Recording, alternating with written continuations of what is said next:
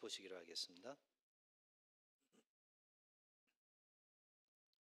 오늘 성경 말씀은 로마서 12장 14절에서 16절의 말씀입니다. 오늘은 제가 그냥 다 읽기로 하겠습니다.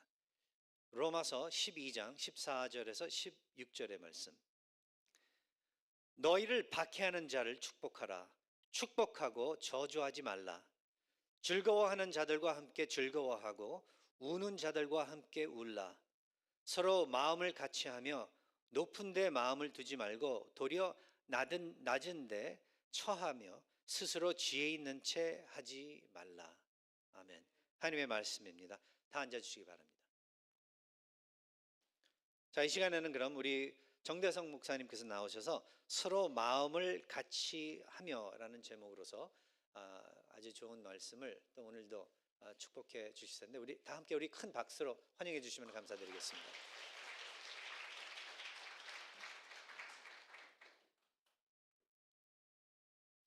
너무너무 감사합니다. 오늘 교회 방문해 주신 집사님 부부 너무 죄송합니다. 이런 보리밥을 우리 담임 목사님 말씀을 듣고 가야 되는데 그래도 최선을 다하겠습니다. 모두에게 은혜가 되기를 소원하고요. 저는 사실 그림에는 문외한입니다. 그렇지만 그림 보는 거 참 페인팅스 보는 거 좋아합니다. 특별히 이제 그림의 일가견이 계신 친구 목사님 아마 저 지난주에 오셨던 것 같은데 최정권 목사님을 통해서 그림을 어떻게 보는 건가, 갤러리는 어떻게 가서 그림을 보나 이런 거를 배우고 난 다음에는 그림 보는 거를 더 즐기게 되었습니다. 그래서 언젠가 저 아내와 함께 덴버 아트 뮤지엄에서 개최된 그때는요 미국 전시 역사상 가장 크게 열렸던 이 프렌치 인상주의 임프레셔니스트의 아주 거장인 모네라는 사람의 그림 전시회를 아내와 함께 다녀온 기억이 있습니다. 제가 이런 사람입니다. 그때 전시회의 주제가 클라우드 모네 The Truth of Nature 자연의 진실이라는 그래서 자연에 관계된 그림을 아주 많이 전시해 놨거든요. 그래서 모네의 일생에 걸쳐서 자연을 주제로 했던 그림이 100점 이상 전시되어 있었습니다. 근데 그림을 보는 게 왜 흥미로운가 하면 화가도 분명히 특별한 의도와 목적을 가지고 그림을 그렸을 터인데 이 같은 그림을 앞에 두고 보는 사람에 따라서 드는 느낌과 그 메시지가 좀 다른 거예요. 그렇죠? 저희 아내와 함께 그림을 보는데 아내와 느끼는 느낌이 다르고 제가 느끼는 느낌이 다른 것을 많이 보게 됩니다. 물론 개인적인 느낌 이전에 우리는 그림을 화가가 어떤 의도로 그렸는가를 이해하는 것도 굉장히 중요합니다. 그래서 저는 가끔가다 이렇게 그 아트 히스토리 화가들이나 어떤 한 특별한 주제를 정해서 그 사람들이 무슨 의도를 갖고 이 그림을 그렸나 이런 걸 또 공부하는 거를 저는 또 즐거워합니다. 그런데 저는 이런 그림을 보면서 이런 생각이 드는 거예요. 이건 마치 성경을 공부하는 것과 다를 바가 없다. 성경을 공부하는 것과 다를 바가 없다. 왜냐하면 성경은요 하나님께서 그려주신 구원의 그림이에요. 그래서 사실은 그런데 어려운 게 그 그림을 언어로 풀어놓았기 때문에 우리가 딱 눈에 다가오지 않지만 사실은 it is a grand picture of God's redemptive work. 하나님께서 이루어 가시는 구속의 놀라운 역사를 사실 강한 페인트로 예를 들면 스트로크가 아주 강하게 출애굽기 같은 거는 굉장히 아주 스트로크가 강한 그림으로 하나님께서 어떻게 어린 양의 보혈을 통해서 구원을 이루어 가시는가를 우리에게 보여주시는 그림과도 같은 것이죠. 그래서 이 그림을 통해서 하나님은 우리가 어떻게 구원받은 주의 백성들이 어떻게 구원을 받는가, 어떻게 구원받은 사람들이 잘 살아갈 것인가, 이제 그것을 우리에게 교훈해 주시기 위해서 하나님께서 말씀을 통해서 우리와 커뮤니케이트, 대화하시면서 우리의 삶을 풍성하게 살아가시도록 의도하시며 우리를 인도해 가시는 게 성경이다 라는 생각이 들어요.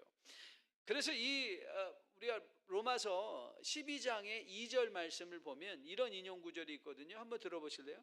너희는 이 세대를 본받지 말고 오직 마음을 새롭게 함으로 변화를 받아 하나님의 선하시고 기뻐하시고 온전하신 뜻이 무엇인지 뭐하라? 분별해라. examine, 분별해라. 근데 그게 이 분별해라라는 게 우리에게 복음으로 다가오는 이유는 뭐죠? 분별할 수 있기 때문에 그렇게 하시라는 거 아니에요. 하나님의 말씀을 통해서 분별할 수 있다. 우리의 삶에 하나님의 뜻을 충분히 깨닫고 살아갈 수 있다. 무엇을 통하여? 하나님의 말씀을 통하여, 기도를 통하여 그 뜻을 깨닫고 살아가라. 저는 우리 북가족 뉴라이프에 이런 놀라운 말씀의 구원의 충만한 은혜가 항상 넘쳐 있게 되기를 주님의 이름으로 축복드립니다. 그래서 이제 이 시대를 살아가는 우리가 해야 할 일은, 구원받은 우리가 해야 할 일은 하나님께서 그려주신 구원의 그림을 보며 그 구원의 감동을 느낄 뿐만 아니라 이게 중요한데요. And we become a part of God's picture.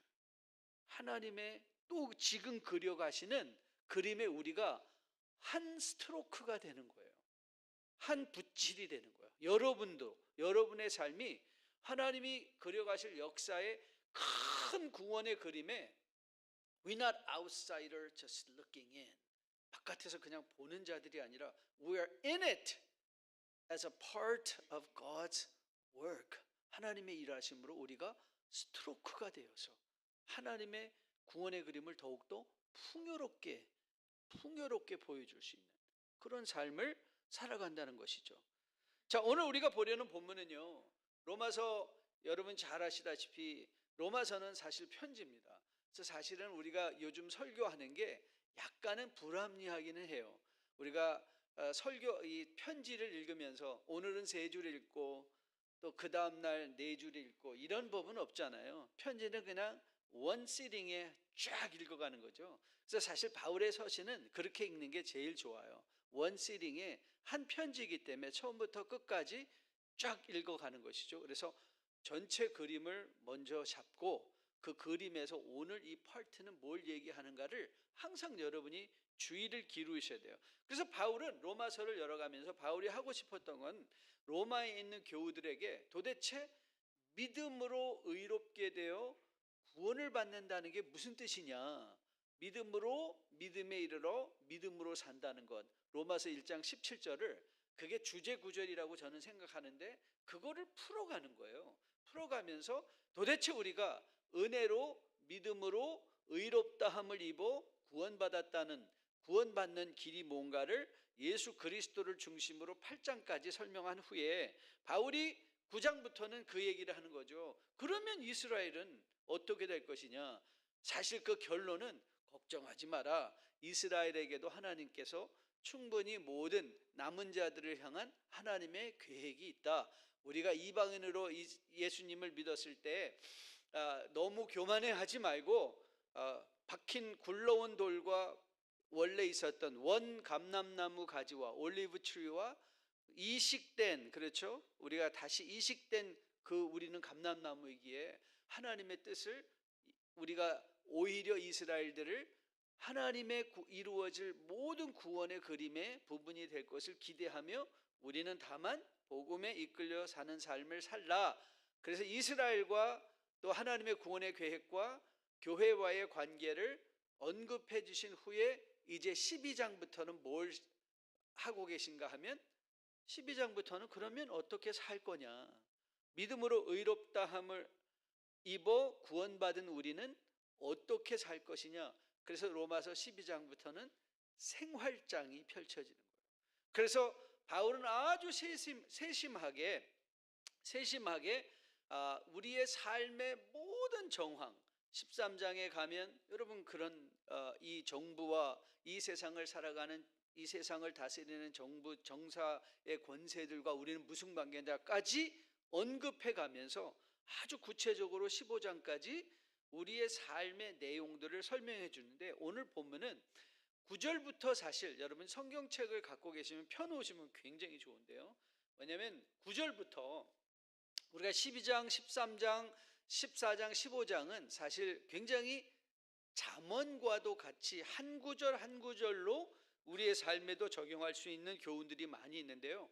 그걸 또 주제별로도 엮어서 우리가 볼 수 있는 그런 룸이 있죠. 그래서 9절부터는 사실은 아, 그리스도인의 이 세상을 살아가는 삶의 자세들에 대해서 the attitude of a Christian in the world 설명해 주고 계시는데, 사실 9절부터 13절까지 눈으로 여러분이 한번 쭉 훑어보시면 9절부터는 여러분이 굳이 그 13절까지를 우리가 유형별로 분류한다면 교회 안에서 어떻게 살 것이냐, 어떻게 성도들과 관계하며 살아갈 것인가의 내용으로 보시면 아주 좋은 교훈들이 우리에게 주어지는 걸 보게 돼요. 바울이 성도 간에 지켜야 될 관계들, 거기서 바울이 네 가지 주제를 얘기하는데, 사랑, 그 다음에 선행이라고 할 때 이 선은 착한 행동, 착할 선자가 아니라 먼저 선자, 남보다 내가 먼저 하는 그런 믿음의 행동들, 섬김, 그리고 소망, 이 네 가지, 어떻게 소망을 갖고 교회 안에서 서로 간의 공동체가 관계할 것인가를 얘기하고, 그거를 very intentional, 의도적으로 해라. 그리고 의도적으로만 아니라 남보다 먼저 선행적으로 할 것, 그리고 consistent하게, 일관적으로 들쭉날쭉하지 말고 항상 consistent한 일관적인 성도의 관계를 유지해가라 권면한 후에, 이제 오늘 우리가 보려는 이 세 구절에 마지막까지 가도 다 좋지만 제가 이 시간 관계상 이 세 가지를 가지고 오늘 다루려고 하는 교훈의 내용은, 이제 교회 안에서의 성도들과의 관계가 선행된 교훈이었다면, 이제 오늘 이 교훈은 그럼 교회 밖에서는 어떻게 살아갈 것이냐, outside of the church. 그러니까 여러분들이 오늘 여기 모여 있는 것보다 이제 직장 가서 여러분의 일터에서 만나는 세상의 사람들과 우리는 어떤 자세를, 어떤 attitude, 어떤 모습을 갖고 살아갈 것인가에 교훈들이 이제 주어지고 있는 장면의 말씀입니다. 그런데 그걸 구체적으로 행위적으로 우리가 교훈을 받기 전에 저는 한 가지 단어를 먼저 주목해 보고 싶어요. 그 주목할 단어가 뭐냐면 박해라는 단어예요. 박해. 자, 여러분, 이제 늘 여러분은 이런 생각을 하셔야 돼요. 여러분들에게 늘 말씀드리는 것처럼 신앙의 언어들은 구체성이 떨어지기 때문에 표로는 좋지만 그것이 삶에 적용하기는 힘들다. 그래서 여러분이 신앙생활을 한다는 것은, 지난번에도 여러분에게 도전한 것 같은데요, 마치 우리는 한국 사람이니까 여러분들 이 머리 안에서 뭐가 자동으로 일어나죠? 미국 사람들과 대화할 때는 자동으로 통역을 하잖아요, 자기가. 그렇죠? 영어 들으면 자동으로 굿모닝, 그래 오늘 좋은 아침이지 하고, 우리는 그냥 automatic translation이 돼요. 그게 그러면서 그걸 이해하잖아요. 그 사람이 말하는 걸 이해하는데, 마찬가지예요. 우리가 성경도 신앙의 언어라고 우리가 할 때, 그래 맞아, 이 성경은 하나님의 언어야, It's a God's language. 그러면 여러분들이 그 하나님의 언어를 이해한다는 건 무슨 뜻이죠? Translate to my language. 내 언어, 내 말, 내가 이해할 수 있는 말로 번역하는 거나 마찬가지잖아요. 그러니까 신앙생활은 뭐냐? 하나님의 뜻을 분별하라 라고 할 때 그 말의 의미는 어떻게 이해해도 가능한가 하면, 하나님이 하시는 말귀를 뭐 해라? 좀 알아들어라, 이 말이에요. 말귀를 알아들어라. 그게 하나님의 뜻을 분별하라 그러면 굉장히 막 거창한 느낌이 들잖아요. 그래서 하나님의 뜻 그러면 저 멀리에 있는 뭔가 거창한 일을 해야 될 것 같은 생각이 드는데, 하나님의 뜻을 분별하라, 그걸 아주 쉽게 우리의 언어로 변해서 듣는다면, 제발 좀 하나님의 말귀 좀 알아들어라, 이 말이에요. 하나님의 말귀를 알아듣는 것. 그래서 우리가 신앙의 이 언어들을 자꾸 내 말로 통역하는 훈련을 해야 돼요. 번역하는 훈련. 그래서 여러분 생각해 보세요. 제가 이런 것도 여러분과 가끔 나눈 것 같은데, 그럼 도대체 우리가 믿음이 있다는 게 뭐냐는 거예요. What does it mean that we have a faith? 내가 믿음이 있어요. 그럼 그 믿음이 뭐예요? 여러분이 믿음이 있다는 걸 어떻게 확증하겠어요? 믿음을 여러분 셀 수 있고 보여줄 수 있나요? 여러분에게 말씀드렸죠. 형이상학적인 언어라고. 믿음이라는 건 형이상학적, 형태가 없는 거예요. 그래서 야 그래 우리 잘 믿자 그러면 다 공감이 돼요. 그래 잘 믿자. And so what? 뭘 잘 믿는 거예요? 어떻게 할 거예요? 여러분이 꼭 기억하셔야 될 게 믿음이라는 건 faith in work, something work in me. 내 안에서 뭔가 작동을 하는 거예요. 무슨 작동을 하냐? 믿음이라는 건 여러분에게 이 일러스트레이션이 제일 좋은 것 같아요. 믿음은요 안경이에요. 안경. 저 지금 아무것도 안 보여요. 지금 여러분 저 뒤에 있는 분들. 그래서 제가 어느 날 성도들이 그런 날 있잖아요. 꼴 보기 싫은 날. 그렇죠? 그런 날은 안경 벗고 설교하는 거예요. 왜냐면 저기서 막 졸고 계신 분 막 그런 분 있거든요. 예, 저요. 그러면 그냥 안경 벗으면 안 보여요. 안경 벗으면 안 보여요. 그러니까는 저 마음도 편하고 다 편해요. 근데 만일 여러분이 햇빛이 요즘 유행하는 선글라스 컬러가 뭔가요? 블랙, 브라운, 옐로우, 그린?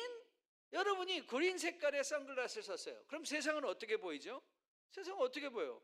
그리니쉬하게 보이겠죠. 그렇죠? 녹색으로 보일 거 아니에요? 왜 그렇죠? 그러면서 여러분들이 검은 안경을 끼고 나서 와 세상이 왜 이렇게 어두운 거야?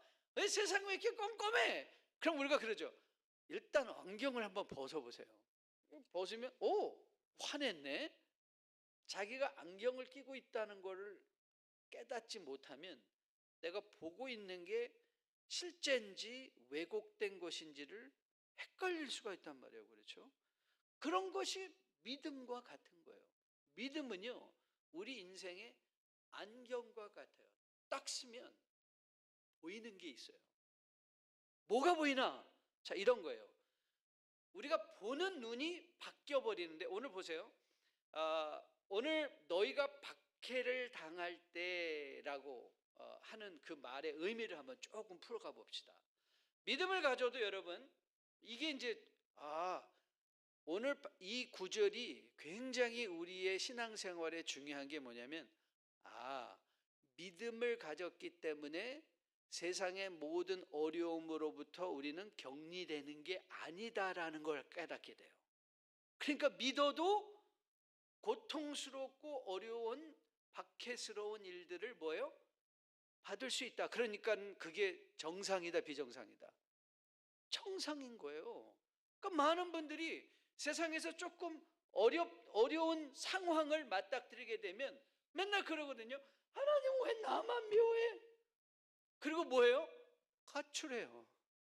그래가지고 나가서 또 마음대로 살다가 천부의 의지 없어서 그리고 또 돌아와요.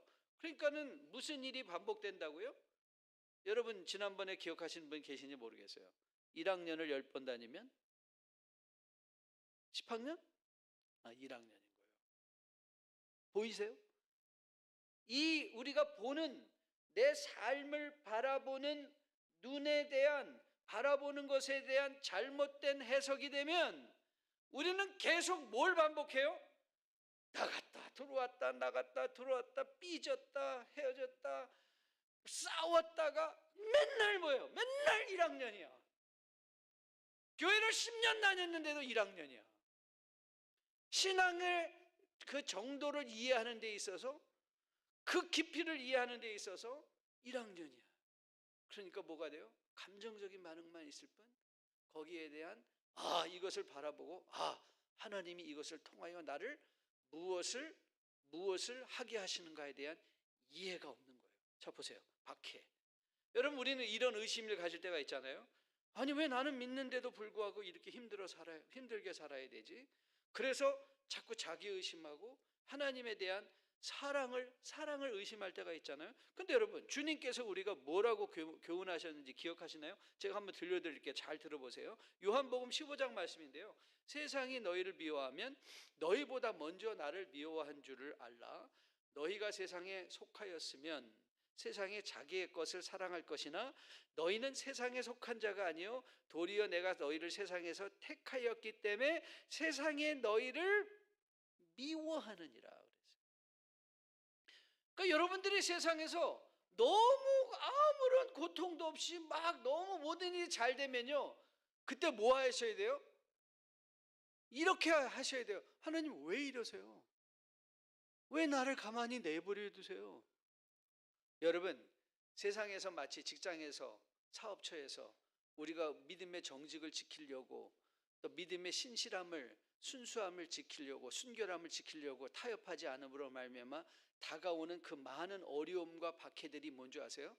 오히려 하나님이, 내가 하나님께 속했다는 증거가 될 수 있죠. 그래서 우리는 그 박해 가운데서도 뭐 할 수 있는 사람이 되는 거예요? 감사하는 사람이 될 수 있는 거예요. 언제든지 감사할 수 있는 사람. 그게 믿음의 능력인 거예요. 그래서 오늘 바울이 뭐라고 권면하죠? 여러분 세상에서 여러분 괜히 여러분만 보면 눈 흘기고 여러분들에게 뭐 뜯어먹으려고 하고 여러분들에게 손해 끼치려고 하는 사람 있습니까? 없습니까? 반드시 있습니다. 그런데 그런 사람들을 향하여 뭐 하라고요? 너희는 박해하는 자를 축복하고 축복하라. 축복하고 뭐 하지 말라? 저주하지 말라. 그게 믿음이 하는 일인 거예요. 믿음의 안경을 쓰면 박해를 받을 때, 그래서 코가 석자 빠지고 또 가출해서 믿음 없이 하나님은 나만 미워하나 봐 그러고 나가서 막 살다가 그래서 또 들어와서 새신자분부터 또 시작. 그래서 또 조금 어려운 인간관계에 어려운 일이 생겨서 갈등이 생겼을 때 나 이 교회 싫어 그래서 딴 교회 가가지고 또 새 교반에 들어가가지고 새신자 등록하고 그래서 이제 또 1학년에서 조금 벗어나려고 하는데 여러분들이 이 세상에서 완전한 교회, 저는 항상 우리 교우들에게 그렇게 권면했거든요. 여러분 이 세상에 완벽한 교회를 보신 적이 있습니까? 완벽한 교회에 있으면 절대 여러분 가시면 안 됩니다. 왜냐하면 그 교회는 우리가 보호해 줘야 돼요. 완벽한 교회. 여러분이 가는 순간 그 교회는 어떻게 되죠? 완벽하지 않잖아요. 그러니까 완벽한 교회는요, 그냥 기도해 주세요. 저 교회 잘 되게. 그리고 완벽하지, 왜냐하면 여러분이 가는 순간 그 교회는 끝장나는 거예요. 알잖아요. 내가 완벽하지 않은 걸 우리는 알잖아요. 그러면 그 교회의 완벽성은 perfection will be destroyed. 무슨 뜻이죠? 네. 교회는요, 용서받은 죄인들이 모였고 아직도 교회 안에는요, 가라지와 알고 이 마귀들이 교회 안에 가라지를 바깥에 뿌리는 게 아니라 교회 안에도 뿌려놔요. 그런데 여러분, 그런 게 왜 필요하냐? 그런 박해와 갈등 속에서 우리는 그리스도의 마음을 갖게 되는 거예요. 그리스도의 마음.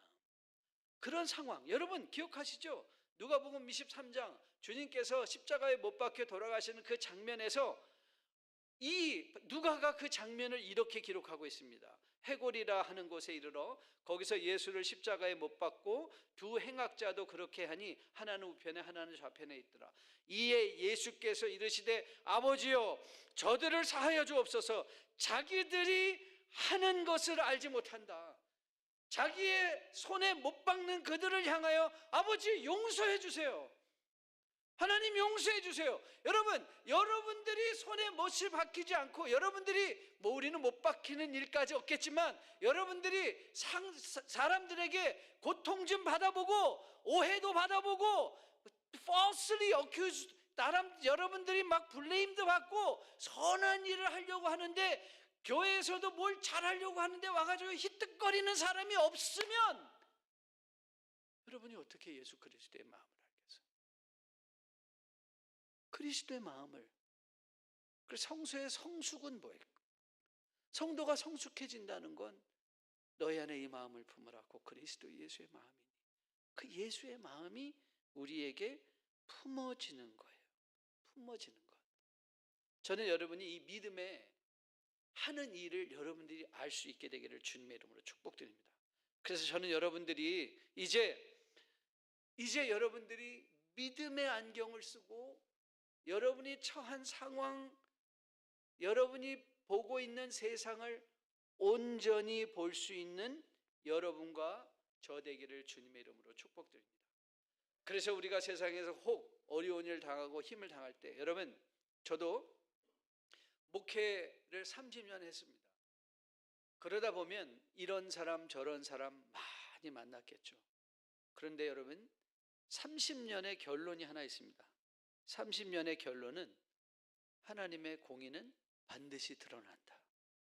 God justice always prevail. God's justice. 하나님의 공의는 시간의 it's only matter of time.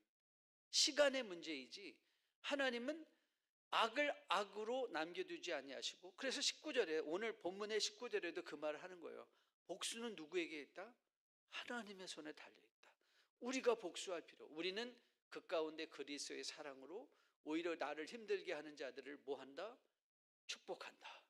저주하지 않고 축복하고, 우리가 오히려 손해를 볼 때 그때 우리는 이를 악물고 억울해하고 복수를 다짐하는 것이 아니라 그때 우리는 뭐 할 수 있는 거예요?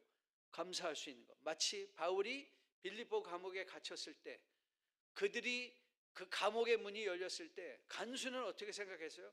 이들 다 도망갔을 거다, 기회다 하고 도망갔을 터인데, 거기에 바울과 실라와 모든 죄인들을 설득해서, 모든 죄수들을 설득해서 거기에 바울이 머물고 있었죠. 자기를 자결하라는 그 로만 간수를 향하여 우리가 다 있으니 너를 해하지 말라.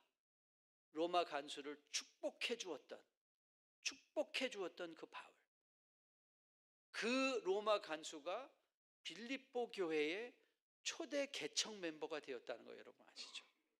빌립보 교회의 개척 멤버가 된 거예요. 저는 여러분과 저가 이 믿음의 안경을 다시 한번 새롭게 확인하는 이 주일 되기를 주님의 이름으로 축복드립니다. 그래서 이제 여러분들이 이 전을 나서서 여러분의 직장에서, 여러분의 일터에서 혹 당하고 있는 고난스럽고 힘들고 어려운 일에 대해서 저는 여러분들이 분노하거나 복수하거나 혹은 그들을 향하여 쓴 말들을 내뱉는 게 아니라 오히려 감사하고, 오히려 기뻐하고, 그리고 오히려 하나님을 기대하는 가운데 그런 일들을 통하여 하나님의 공의를 여러분들이 꼭 마음에 체험할 수 있게 되기를 주님의 이름으로 축복드립니다. 최신 이 심리학자들이나 사이콜로지스트 아니면 사이키아트리스트, 의사, 정신과 의사들이 성경과 같이 사용하는 책이 있습니다. 그게 DSM이라고 하는데요. Diagnostic and Statistic Manual for Mental Disorder. 이게 뭐냐면 이거를 갖고서는 보험을 처리할 때 이 책에서 이 사람이 이런 증상이 있습니다 할 때 그 증상을 열거해 놓은 책이에요. 그래서 그 책에 있는 증상을 써야 이제 보험 처리도 되고 그러는 거거든요. 그런데 요즘에 이제 거기에 조금 저는 상담을 공부했기 때문에 관심이 많이 있었는데요. 이런 증후군이라는 거 혹시 들어보셨나요? Asperger syndrome, 아스퍼거 증후군이라는 게 있어요. 이게 뭐냐면 이거는 사실은 자폐, 그래서 이게 없어졌어요. 이제 DSM에서는 아스퍼거라는 거를 없애버리고 자폐 증상, 우리가 이 자폐도 스펙트럼이 있다. 그래서 여러 가지 다양한 자폐 증상들이 있는데 아스퍼거도 오티즘의 한 부분으로 그냥 포함시켜 버렸어요. 독립시켜 놓지 않고. 근데 아스퍼거 이 증후군의 가장 두드러지는 그 증상이 뭐냐면 상대방의 감정을 읽지 못하는 거예요. 그래서 왜 그런 사람이 여러분 있잖아요. 예, 여러분이요. 괜히 막 가다 뜬금없는 말 툭툭 하는 사람, 그렇죠? 남이 뭐 듣는데 공감도 안 되는 말 툭툭 던지는 사람들, 왜 그런 사람들 있잖아요. 또 자기에게만 몰두해 있고 자기 생각에만 몰두해 있고 자기가 하는 일만 중요하게 생각하고 자기 생각만 하면서 제일 특징이 뭐냐면 이 감정이입이 안 되는 사람들. 감정이입. 저는 30년 동안 목회하면서 제일 불편하게 생각되는 그리스도인들이 있어요. 그런 그리스도인들이 어떤 사람들인가 하면 남편이 돌아가셨는데 와가지고 자꾸 울지 말라고 하는 사람들이 있어요. 울지 마. 천국 가셨잖아. 기뻐해, 감사해. 저는 가서 정말 한 대 때려주고 싶어요. 아니, 남편이 돌아가셨는데, 아니, 아내가 세상을 떠났는데 아무리 천국 갔다 할지라도 너무 아쉬운 마음이 있잖아요. 너무 슬프지 않겠어요? 그런데 기뻐하라니 그게 말이 돼요? 그게 믿음인가요? 저는 이런 사람들도 저는 불편해요. 모처럼 성도님이 좋은 옷 입고 새 옷 입고 딱 왔는데 아유, 돈 좀 벌었다고 나대네. 그런 사람 꼭 있죠. 그리고 또 이런 사람들은 더 얄며요. 딱 뭐 샤넬 하나 입고 왔는데 딱 보더니 뚱뚱해 보여. 절대 이 말 하면 안 돼요. 절대. 아니, 뚱뚱해 보이는데 그거 얼마짜리 옷인데 좋은 차 끌고 온 사람들한테 어디서 샀어? 얼마 주고 샀어? 그래가지고 또 그러거든요. 아우, 바가지 썼네. 아니, 미리 얘기해 주던가. 아니, 미리 얘기해 주던가. 아니, 샀는데 저는 이제 훈련했더니 되더라고요. 저는 그렇게 와, 너무 잘 어울려. 렉서스 타고 온 사람, 아니야, 당신 렉서스급이 아니야. 야, 벤츠를 사도 더 좋았을 텐데. 그렇지만 렉서스 너무 잘 어울려. 얼마요? 그러면요, 전 그래서 커피 얻어본 적 굉장히 많아요.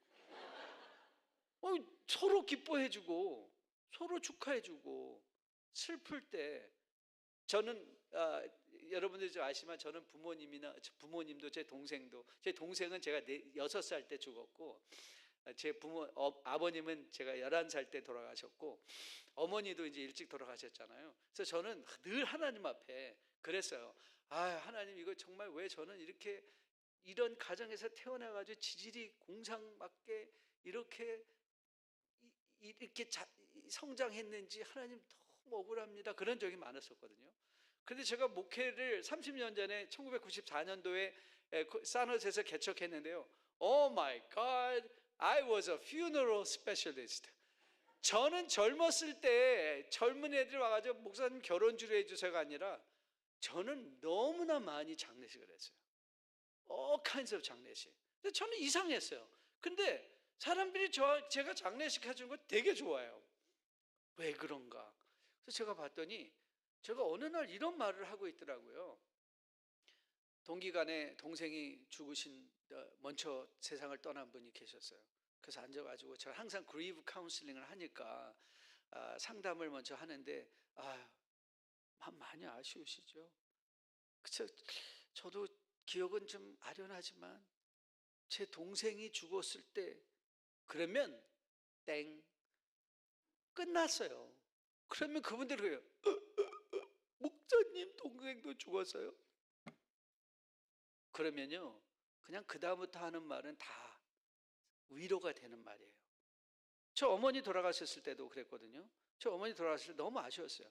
홀로 되신 어머니가 오래 사셨으니까 고생하고 사셔서 제가 나름 최선을 다했지만 정말 아쉬운 게 너무 많더라고요. 어머니한테 조금 더 잘해드렸을 거예요.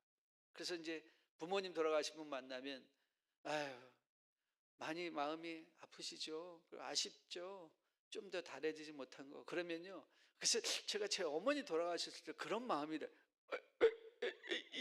목사님 엄마도 돌아가셨어요. 그러면 그냥 상담 끝. 여러분 보세요.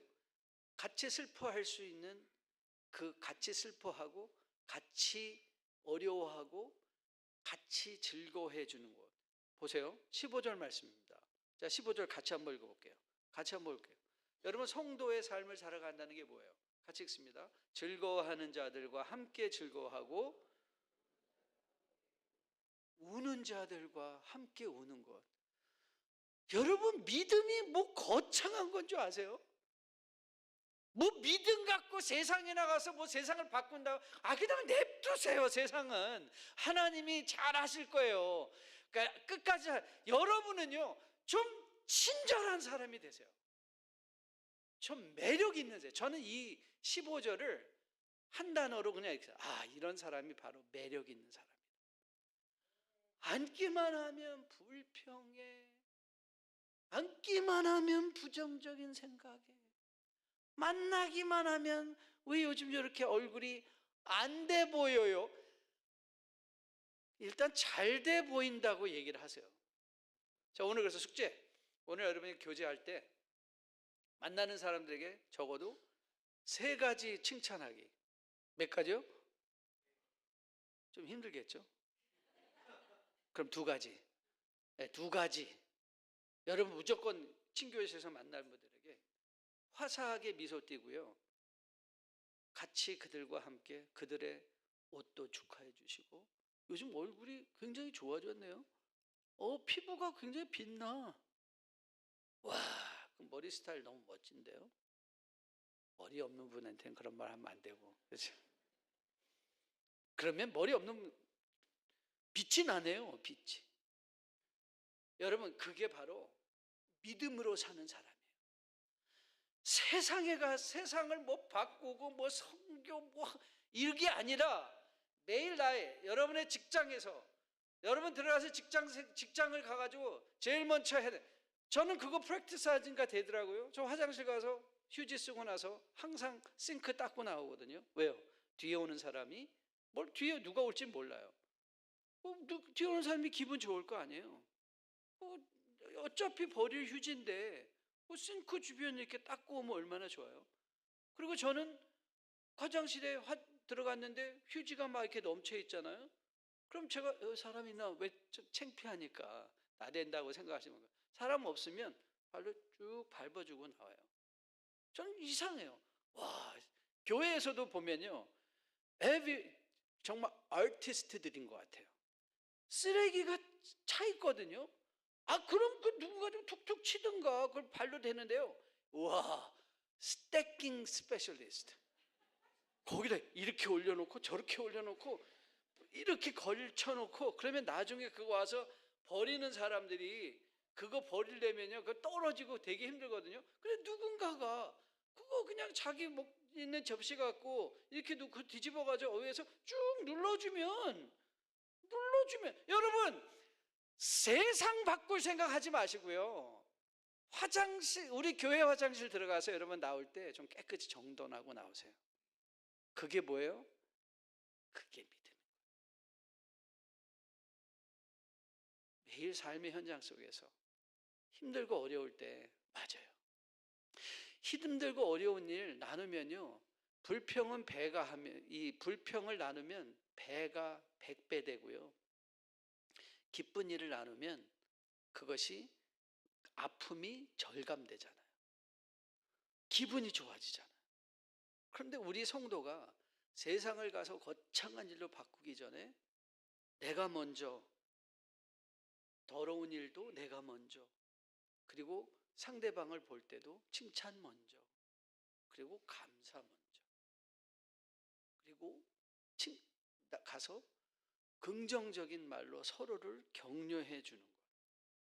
그래서 저는 칼바트 목사님이 그런 말 했거든요. 한 손에는 성경, 한 손에는 신문. 저는 이게 시사 지식을 통해서 세상을 잘 섬기라, 그런 뜻으로 젊었을 땐 받아들였는데요, 지금은 계속 이 말을 묵상할 때마다 저는 이런 생각이 드는 것 같아요. 목사님의 의도는 세상에 살아가서 세상 사람들의 마음을 공감할 수 있게 하라. 그래서 신문 읽는 거예요. 세상 사람이 어디 있는가, 어떻게 우리는 그들을 다가가서 그들에게 복음을 전할 수 있는가, 그 권면이라고 저는 믿습니다. 저는 북가준 뉴라이프 안에 이런 함께 즐거워하는 자와 함께 즐거워하고 우는 자들과 함께 우는 그런 매력 있는 성도님들이 많이 일어나는 2025년, 서로를 그래서 아름답게 돌아볼 수 있는, 세상까지도 돌아볼 수 있는 그런 교회로 거듭나 세워줄 수 있게 되기를 주님의 이름으로 축복드립니다. 그리고 마지막, 제가 최근 뉴스에서 이 남태평양 피지에 거기가 새 예루살렘이고 지금은 종말 시대라고 피지 가야 구원받는다고 가르치면서 또 거기에 실질적으로 400명이 또 이사를 갔대요. 거기에 또 아주 스페셜 프랙티스가 하나 있는데요. 그게 뭐냐면 또 타작마당이에요. 아들이 엄마 뺨때기 때리면서 회개하라고. 그래서 그 정화된다고. 그런 분이 최근에 이제 항소심에서 선고를 4년 징역형 선고를 받으셨어요. 그래서 저는 이런 분들을 보면 굉장히 도대체 저런 분들이 뭐가 있어서 저렇게 따라갈까? 그래서 이제 그런 분들 이제 설교도 많이 들어봐요. 저는 리서치하는 걸 좋아하니까. 그래서 저는 그 설교를 들으러 갔는데 딱 듣는데 알겠더라고요. 아, 이분은 아니구나. 왜냐면 설교를 하는데 일단 반말이야. 그냥 설교는 다 반말로 설교를 하더라고요. 근데 제가 그분의 설교를 딱 보면서 사실 저는 예수님을 미국 와서 대학교 때 예수님을 영접했거든요. 영접했는데 저희 집안에 고문 삼신 할머니가 계셨어요. 그 아세요? 그러니까 저희 어머니가 뭐 점 보러 다니고 뭐 이런 거를 굉장히 좋아하셨어요. 한국에 계셨을 때. 근데 저희 어머니가 미국 오셔서 제일 먼저 저희 집안의 1호 크리스찬이 되셨어요. 근데 한국에서는 그러니까 우리 집안에도 항상 뭐 무슨 일마다 때마다 그 할머니가 오셔가지고 이래라 저래라. 근데 그 할머니가 먼저 딱 생각이 나더라고요. 그 할머니가 존댓말 하는 경우가 없었거든요. 일단 오면 반말이세요. 누구에게나. 그러고 나서 또 저는 그 생각이 나서 우리 어머니랑 같이 손잡고 제가 동자 귀신집에 간 적이 있어요. 동자 귀신 점집. 동자 귀신이면 애잖아요. 걔도 반말을 하더라고요. 일단 귀신 들린 분들은 매너 있는 분들이 없는 것 같아요. 일단 뭘 아는 척하고 무언가 자기가 해결책이 있다고 생각하고. 자, 여러분 16절 같이 한번 읽어보겠습니다. 자, 16절이요. 서로 마음을 같이하여 높은 데 마음을 두지 말고 도리어 낮은 데 처하며 스스로 지혜 있는 척하지 마는 것. 그게 뭐예요? 이게 바로 우리가 프랙티스하는 세상에서의 겸손이에요. 휴밀리티. 휴밀리티가 뭐예요? 남을 높게 여겨주는 거예요. 여러분, 예수님은 하나님의 아들임에도 불구하고 이 세상에 오셔서 기꺼이 낮은 곳에 낮은 사람들과 함께하며 거기에 머무시는 것을 좋아하셨잖아요. 그리고 그것이 바로 섬기는 우리가 해야 될 당연한 믿음의 행위들이라고 교훈하시잖아요. 사랑하는 성도 여러분, 이런 일이 어떻게 가능한가? 예, 가능합니다. 왜 가능하냐고요? There is a life in us, fueling spiritual energy. 우리 안에 그리스도의 생명이 자라고 있잖아요. 그래서 이거는요, it's just a matter of practice.